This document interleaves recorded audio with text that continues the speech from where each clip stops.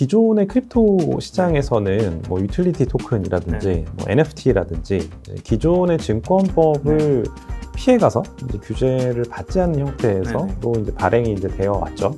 발행되고 거래가 되어 왔죠. 근데 이 크립토 경제가 이제 점점 이제 커지면서 정부에서도 이런 부분들을 이제 어떻게 하면 제도권 안에 포섭을 할 것인가, 포용을 할 수 있는 것인가에 대해서 이제 체계를 논의하는 과정에서 자연스럽게 이제 나온 이슈라고 보고 있습니다. 그래서 사실 기존의 증권법은 뭐 미국의 경우는 거의 100년 전이고요. 뭐 우리나라 같은 경우도 수십 년 전에, 그때만 해도 뭐 전자 그 증권거래 시스템도 없었던 시절에 종이로 이렇게 거래를 하던 시절에 만든 법이기 때문에 크립토 자산이 그대로 적용하기는 좀 어려움이 많았습니다. 그리고 이제 블록체인이라는 인프라를 생각해 보시면 이 블록체인이라고 하는 인프라는 사실 상대적으로 그 뭐 IPO로 이렇게 주식을 발행하는 것보다는 훨씬 더 작은 규모의 자산들을 효율적으로 발행할 수 있는 그런 플랫폼의 성격을 갖고 있기도 하거든요.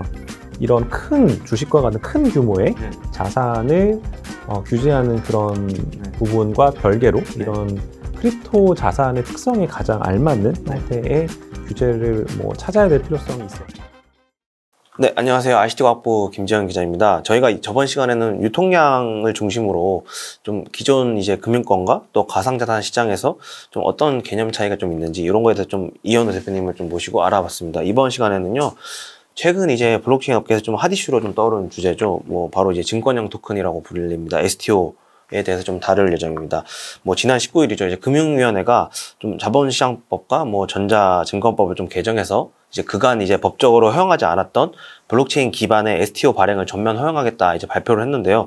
금융위가 이제 내달 초에 이제 STO 발행과 관련한 이제 뭐 규율 체계를 좀 발표할 예정입니다. 그래서 조금 더 이제 금융권 입장에서도 증권형 토큰에 대해서 구체적인 좀 입장, 뭐 움직임을 좀 보이고 있는데요.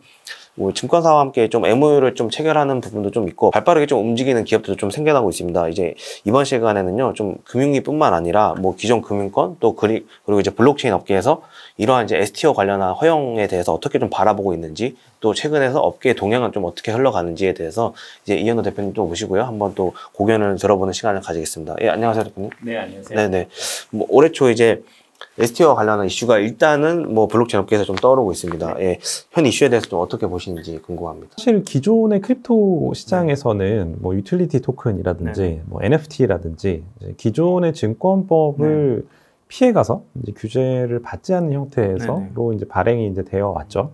발행되고 거래가 되어 왔죠. 근데 이 크립토 경제가 이제 점점 이제 커지면서 정부에서도 이런 부분들을 이제 어떻게 하면 제도권 안에 포섭을 할 것인가, 포용을 할 수 있는 것인가에 대해서 이제 체계를 논의하는 과정에서 자연스럽게 이제 나온 이슈라고 보고 있습니다. 그래서 사실 기존의 증권법은 뭐 미국의 경우는 거의 100년 전이고요. 뭐 우리나라 같은 경우도 수십 년 전에, 그때만 해도 뭐 전자 그 증권거래 시스템도 없었던 시절에 종이로 이렇게 거래를 하던 시절에 만든 법이기 때문에 크립토 자산이 그대로 적용하기는 좀 어려움이 많았습니다. 그리고 이제 블록체인이라는 인프라를 생각해 보시면 이 블록체인이라고 하는 인프라는 상대적으로 그 뭐 IPO로 이렇게 주식을 발행하는 것보다는 훨씬 더 작은 규모의 자산들을 효율적으로 발행할 수 있는 그런 플랫폼의 성격을 갖고 있기도 하거든요. 이런 큰 주식과 같은 큰 규모의 자산을 규제하는 그런 부분과 별개로 이런 크립토 자산의 특성에 가장 알맞는 형태의 규제를 뭐 찾아야 될 필요성이 있었고 그런 부분들을 정부에서 좀 대응하고 있지 않나 이렇게 보고 있습니다. 저는 금융위가 내달 초에 이제 말씀드렸다시피 이제 유통이나 뭐 발행을 좀 분리하는 내용의 가이드라인을 좀 발표할 예정입니다. 뭐 STO에 참여하고 싶은, 또 참여하고자 하는 이제 증권사들 입장에서는 조금 불편한 기색을 좀 보이고 있어요. 그러니까 일각에서는 이제 혁신성을 좀 이름으로 발행과 유통을 이제 같이 관리해야 된다 이런 주장도 좀 나오거든요. 이에 대해서는 좀 어떻게 보시나요? 이 부분은 제가 봤을 때 조금 오해가 좀 있는 것 같아요. 증권사가 이제 스스로 보유한 자산, 뭐 스스로의 증권이라든지 스스로 보유한 자산을 토큰화해서 직접 유통하는 그런 행위를 막자는 취지로 저는 이해를 했거든요. 그래서 예를 들면 바이낸스에서 BNB라는 토큰이 있는데 그 BNB 토큰을 바이낸스에서 유통하는 부분들을 막자, 비슷한 개념으로 증권사에서 자기가 갖고 있는 주식을 토큰화하는 그 자산들은 본인 이제 유통시장에서 거래하는 거는 막자 이렇게 좀 이해를 하고 있고요. 이런 부분들은 유틸리티 토큰 시장에도 마찬가지로 지금 현재 거래소들이 적용을 받고 있거든요. 국내 이제 5대 거래소 같은 경우는 해외에 다른 C2C 거래소들은 다 자체 토큰이 있는데 국내 거래소는 토큰이 없잖아요. 그래서 그런 부분에 기인한다고 보고 있고요. 증권사들이 이제 이런 부분들에서 좀 과하다라고 느끼는 부분들은 아마 이런 것 같아요. 기존의 증권사에서 본인의 자산이 아니고 제3자의 어떤 회사의 주식이나 채권을 발행했을 때 그런 발행을 도와주는 뭐 주관사라든지 다양한 이제 서비스들이 있거든요. 그래서 그런 서비스도 운영하면서 증권 거래 서비스도 같이 운영을 하잖아요. 그래서 이 두 가지를 막는다. 이렇게 아마 해석을 하고 조금 반발이 있지 않나 싶고, 제 생각에는 STO의 경우에는 그 자산의 성격에 따라서 기존의 IPO 발행 서비스랑은 조금 다른 영역도 존재할 것 같아요. 뭐 예를 들면 정말 작은 자산의 경우에는 굳이 증권사를 통하지 않고도 뭐 게임사의 어떤 아이템군이다라고 하면, 증권사를 가진 아이템들이다라고 하면 뭐 증권사를 통해서 이렇게 발행을 하는 것보다 훨씬 더 라이트한 형태로 발행이 될 거고, 뭐 부동산처럼 좀 큰 규모의 자산들의 경우에는 뭐 필요할 수도 있을 것 같고요. 그래서 이런 부분들은 아마 케이스 바이 케이스별로 좀 나눠서 봐야 되지 않나 이렇게 보고 있습니다. 뭐 케이스에 대해서 좀 얘기해 주셔서 좀 궁금한 부분이 좀 저도 사실 이제 금융위가 이제 발표하고 나서 좀 업계 전문가분들한테 좀 여쭤보긴 했거든요. 좀 일부 이제 좀 걱정하셨던 부분들이 뭐 부동산 같은 경우에도 토커나이즈 해가지고 어떻게 보면 이제 조각 투자할 수 있는 대상이 딱 되면 이 대상이 되는 부동산의 경우에는 실망 매물일 수가 있다. 뭔가 뜨거운 이제 뭐 그런 대상이 되는 뭐 그런 상황은 아닌 것 같다. 그런 이제 매물은 아닌 것 같다. 어떻게 보면 그 이후에 이제 뭐 이제 부동산 사기라든지 이런 부분에 좀 부작용이 생길 수도 있다. 이런 우려도 좀 있거든요. 그런 거에 대해서 좀 어떻게 보세요? 일단은 부실한 자산들에 대해서 투기가 조장되는 부분들은 사실 모든 유통시장이 다 안고 있는 문제인 것 같습니다. 그래서 이제 그거는 유통시장이 활성화되면서 또 여러 가지 이제 체계들이 정비가 돼야겠죠. 사실 뭐 1차적으로 그 해당 자산들에 대한 정확한 정보가 유통될 수 있도록 하는 어떤 규제와 제도가 필요할 것 같고요.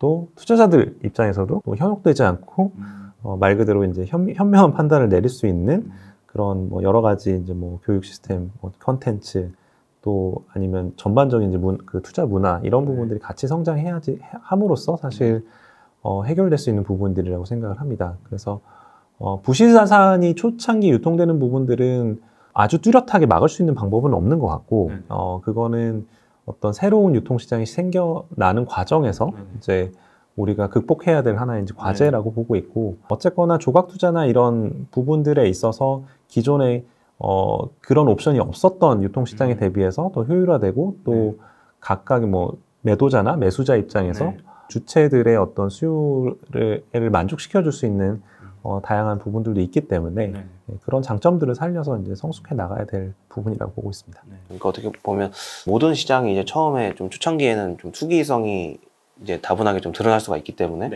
좀 만약에 이런 부분 STO 관련해서 좀 도입을 했을 때 좀 이제 기존에 좀 내실을 어느 정도 다져놓고 좀 이제 여러 과정을 좀 거치면서 좀 이렇게 너무 급하게 하기보다는 좀 성숙한 과정을 좀 거치면서 도입하는 게 어떻게 보면 좀 부작용을 좀 최소화할 수 있는 좀 부분이라고 볼 수도 있겠네요. 맞습니다. 그 뭐 STO나 뭐 사실 코인 시장, 뭐 NFT 시장도 각각 이제 매력이 좀 다른 것 같아요. 보니까 STO 시장이 좀 활성화가 되면 코인 시장의 파이를 좀 가져가는 식일까요? 아니면 좀 같이 상생하는 식으로 좀 발전할까요? 어떻게 보세요? 저는 장기적으로는 뭐 유틸리티 토큰이나 NFT들도 반대로 증권성을 가질 수 있는 방향으로 진화할 것 같아요. 그렇게 되면 STO냐 NFT냐 뭐 유틸리티 토큰이 그 경계가 이제 계속 좀 희미해지는 방향으로 가게 될 것 같고, 이게 규제가 어떻게 보면 좀 효과적이고 유효한 형태로 만들어진다라고 하면 제 생각에는 이 산업 자체가 굉장히 성장하게 될 것 같고, 우리가 지금 뭐 상상하는 그 범위 외에도 굉장히 다양한 형태의 자산들이 시장에서 유통이 될 거고, 그렇게 되면 전체 시장 파이는 굉장히 다 같이 커지지 않을까 이렇게 보고 있습니다. 아직까지 전체적인 뭐 구체적인 또 윤곽이 아직까지는 드러나지 않았기 때문에 저희가 다음 시간에 한 번 더 이제 뭐 STO 관련해서 조금 더 업데이트된 내용이 있으면 저희가 이제 이현우 대표님 또 모시고 한번 또 고견을 들어보는 시간을 좀 가지겠습니다. 이렇게 해서 저희가 이현우 대표님 모시고요, 이번 시간에도 이제 STO 관련한 이슈를 조금 더 살펴봤습니다. 다음 시간에는 조금 더 더욱 유익한 컨텐츠로 좀 찾아볼 수 있도록 노력하겠습니다. 감사합니다. 네, 감사합니다. 네, 감사합니다.